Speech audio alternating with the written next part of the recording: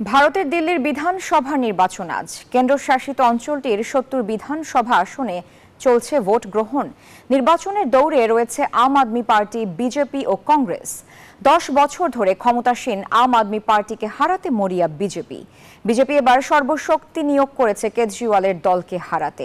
তারা আশাবাদী ত্রিমুখী লড়াইয়ের ফল এবার তাদের পক্ষে যাবে। এবারের বিধানসভা নির্বাচনে ভোট ঘিরে দিল্লি জুড়ে চলছে টানটান উত্তেজনা। আগামী ৫ বছর দিল্লিকে শাসন করবে তা নির্ধারণ হবে বুধবারের নির্বাচনে।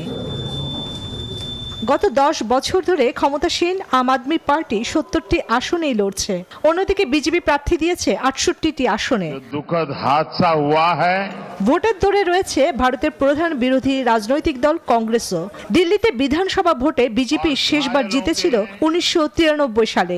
গত বিধানসভা ভোটে ৬২ আসনে জয়ী হয় আম আদমি পার্টি, মাত্র ৮টি আসনে জয়ী হয় বিজেপি। আর কংগ্রেস ফেরে শূন্য হাতে, মাত্র ৪.26% ভোট পায় দলটি। এবারে নির্বাচনে কে জিতবে তা নিয়ে চলছে জল্পনা কল্পনা। কেজরিওয়ালের আম আদমি পার্টির উপর রয়েছে দুর্নীতির অভিযোগ। আবার লোকসভা নির্বাচনে তেমন একটা সুবিধা করতে পারেনি দলটি। অন্যদিকে ২ বিধানসভা নির্বাচনে একটিতেও আসন জয় পায়নি কংগ্রেস। ভোটে জিততে কেজরিওয়ালের দল গুরুত্ব দিচ্ছে সাশ্রয়ী মূল্যে বিদ্যুৎ সরবরাহ, বিনামূল্যে স্বাস্থ্যসেবা, নারীদের জন্য বাস ভাড়া মওকুফ সহ অর্থনৈতিক উন্নয়নের উপর।